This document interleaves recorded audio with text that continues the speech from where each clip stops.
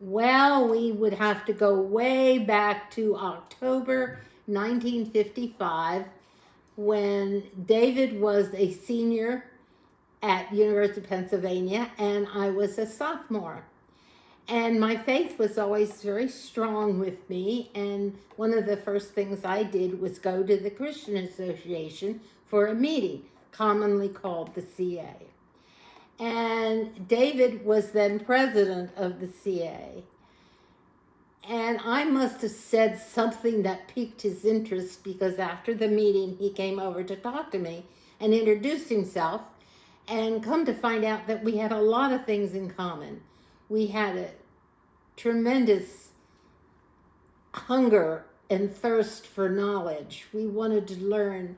We had a passion for medicine and the science, and we had a strong faith, belief, and foundation. And so he asked me out. And I said yes. And when I told my friends who I was dating, they said, "Oh, Carol, he's a BMOC." And I thought, is that a dinosaur? Who am I dating? And they said, "No, it's a big man on campus." And I said, "Oh." Well, I did find out he was, in fact, a big man on campus. He was captain of the wrestling team. He was president of the senior class, president of the Christian Association, involved in his fraternity, and heaven knows what else he was involved in. So early on in his career, he was a leader. And his integrity and his honesty and his passion was very important to him. And he set goals for himself. And whatever he did 100%. There are 4 top awards: the spoon, the spade, the bowl, and the cane. And your peers elect you to those 4 awards. And lo and behold, David was bestowed the spoon. Beautiful, hand-carved mahogany spoon about this long with the plaque on it. And this was an enormous honor, and we were both very, very proud of the spoon. And I was particularly happy for him because he had worked so hard and his peers recognized his leadership abilities. Then he went on to, actually, let me go backtrack. There's something else. The Christian Association had the Green Lane Camp for girls and boys. That was for underprivileged children. David was a lead counselor after he graduated, and I was a counselor at the girls' end. And it was obvious then his empathy for the underdog, his need to help people was very, very evident. So that was another important goal in David's mind. Then he went on to medical school, and I graduated with a BS degree, and we supported each other in that I understood his passion.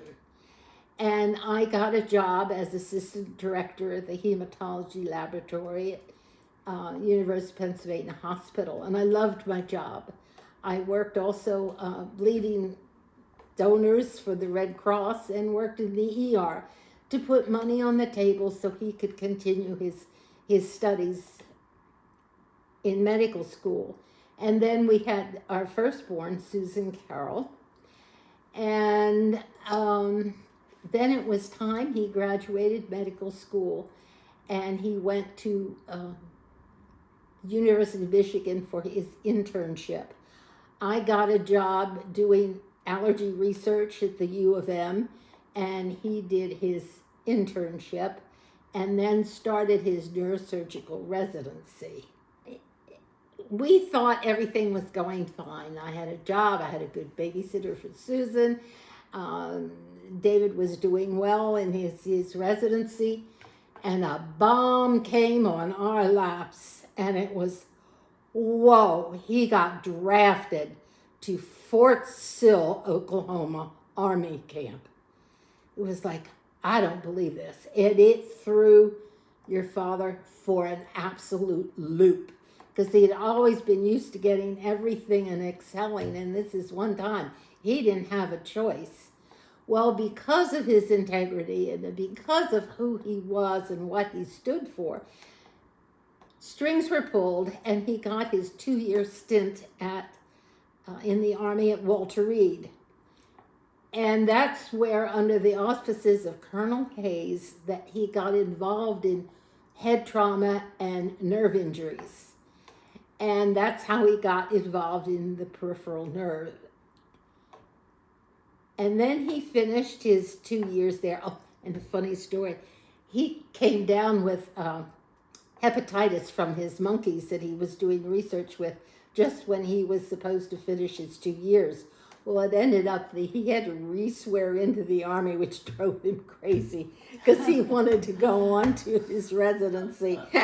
He had his goals and he didn't want anything to stop them.